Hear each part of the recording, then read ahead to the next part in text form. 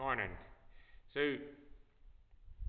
um, I just wanted to share a little bit about some things that I've learned running a business. And I realize that I'm still learning and I'm not, I'm no expert. Um, Big business guys probably laugh at me for what I'm going to say, but this is what I have learned. Um, so, through trial and error over the years, just doing everything wrong. And I know I'm still doing things wrong. I know there's so much more for me to learn. But when you are owner operator of a business, finding the time to learn new things is tough. So sometimes you just got to keep plugging away at what you do know and try to get some breathing room and learn a little here and learn a little there. And the more you learn um, how to do things right, the easier and smoother things become. That's how it should be. I mean, if you've been plugging away at the same old mistakes for 10, 12 years and not getting better, maybe it's time to look into something else. But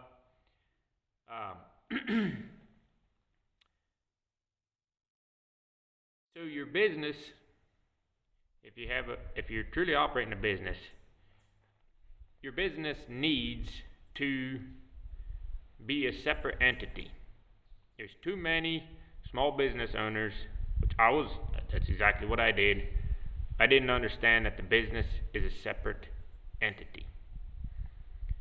And you need to respect that. Yes, it's your business. Yes, it's your money in the business. But if you want your business to be successful, then you cannot steal from your business. And you're like, I'm not stealing, it's my money, it's my business. And this is what I mean.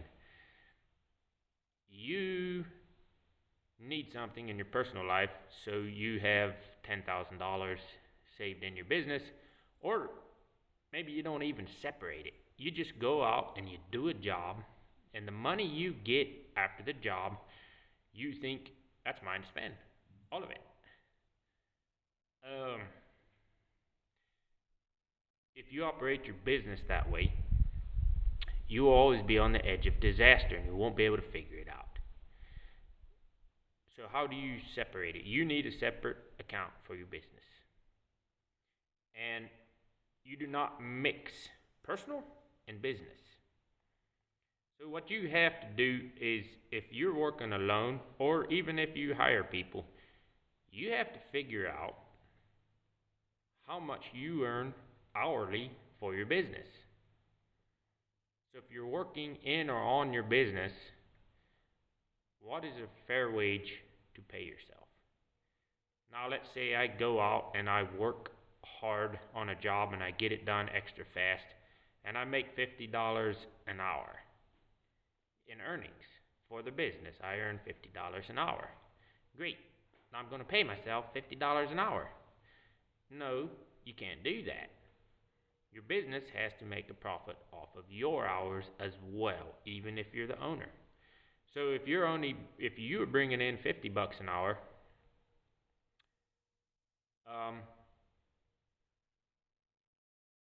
you should only probably pay yourself 35, 40, or whatever number you're comfortable with. If you're the only if you're the only person, you're the only worker in your business, especially. So now let's say you have 10 employees. Well, then that changes a little bit. So let's say you're working in your business and you're earning for your business $50 an hour, just on labor alone.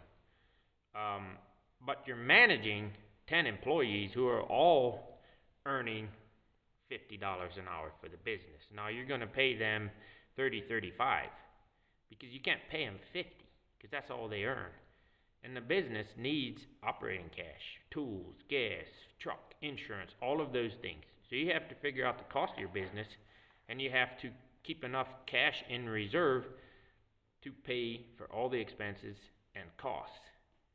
And you should let that, you should have, if you're doing a good job, your business should be gaining in cash. And you should be gaining equity, I guess, but you should have cash reserves so that, let's say, if you want to keep operating your business, and you want to, maybe you run out of work, but you still got to pay your insurance. Still got to pay all your expenses, and so you should have enough cash in reserve to pay a year's worth of expenses, at least. And if you don't have that, you should keep striving to get it. And then just don't tell anyone else how much money your business has in reserve, because family members will be like, well, if you have that much money, you can do this. If you have that much money, you can do that. If you have that much money, why don't you come visit me?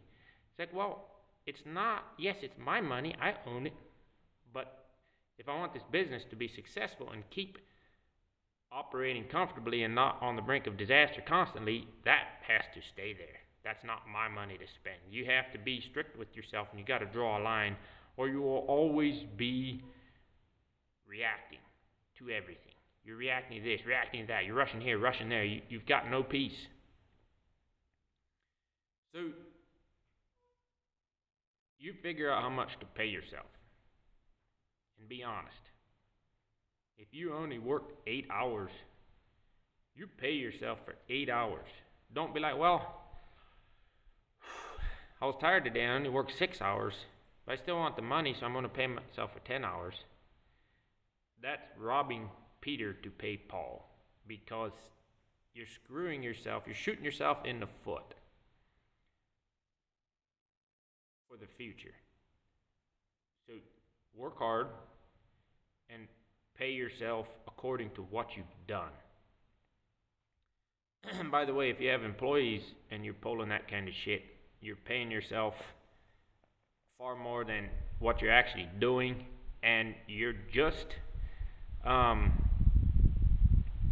using them basically. Then they can feel it, they can sense it, and they don't try as hard. But when they know you're trying just as hard as them, and you're being fair, and you behave differently in many other ways, you're not just there to use people and make money. Anyways, that's kind of a different sidetrack there. So back to the main subject of, you got to treat your business as a separate entity, pay yourself what you've earned, be strict with yourself, and the rest of the money, it's not like it's not yours, it's still yours. It went into your business. It's your wealth. So you should figure out how little you can live on. And if your business is doing well, at the end of the year, you could decide, okay, here, what's left over at the end of the year? Okay, profit is not this. I did a job. I charged $20,000 for the job. My materials cost 10. Okay? And then my expenses, let's say various expenses, come up to 2,000. So I spent 12,000 on that job. And when I'm done with the job, I have 8,000 left over. That is not $8,000 of profit. Because your business has overhead and expenses yearly. So you pay yourself by the hour a fair wage, a livable wage that you can get by on, you and your family, and you can be comfortable on. And then the rest of it you put back into the business.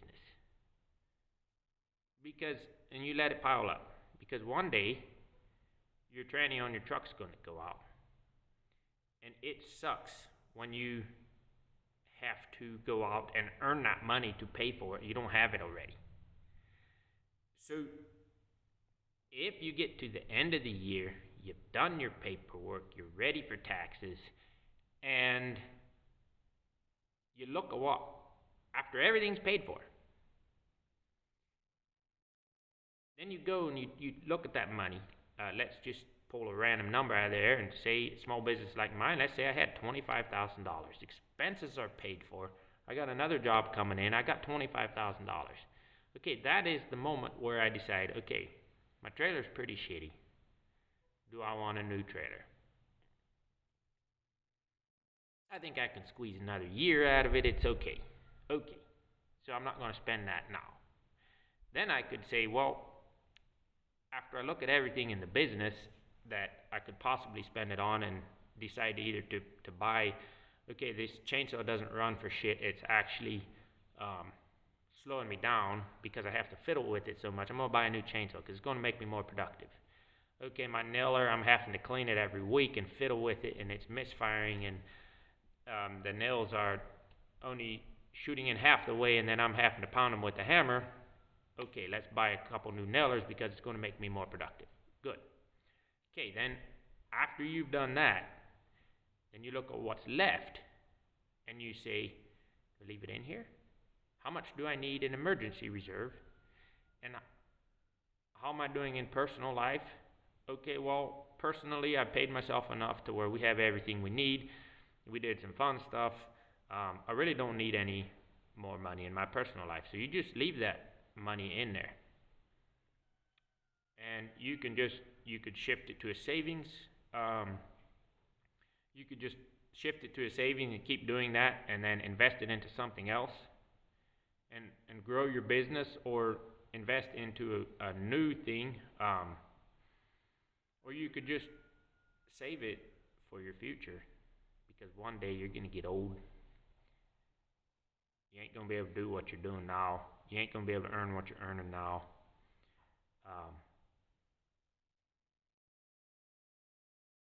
Do you want to depend on that Social Security check? Do you want to depend on your kids? Do you want to be a burden to your children when you're older? You want to be a burden to anybody? Or you could just put that money away for when you're old. Invest it in an IRA. But be honest in your business and dealing with money. And understand your business is a separate entity. Do not rob from your business. Even if you're the only member in your business, you can rob from your business. Because you will always be that guy who's like, gotta stay working, gotta stay working, gotta stay working, run around, panicking. Maybe people don't know you're panicking, but you know you're panicking. That sucks. That, when you're in your 20s, you can expect quite a bit of that because of inexperience in youth, and you can handle it better. You hit your 30s, and you're still operating in fight or flight in your business, and it starts to wear on a guy. In their mid-30s to 40 is when people break, because they've depended on physical ability to make up the deficit. And they work and they work and they work and they work and they work, and I'll just put in more hours. Well, I can't do that no more. Not at my age. My body won't allow it. So you got to get smarter. You got to manage your money, track the money, keep track of every little thing so you know where your money's going. Respect your business as a separate entity, or you will fail, or you will operate in fight or flight panic mode forever.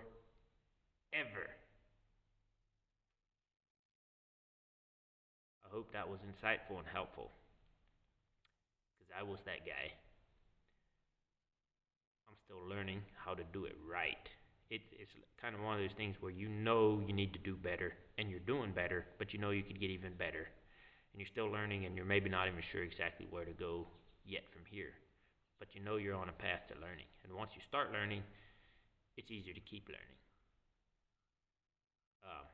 Just thought maybe this video could make some people who are operating in that fight or flight mode at this moment, because they've never learned to respect their business as a separate entity, maybe this video will make you stop and think. Have a God blessed day.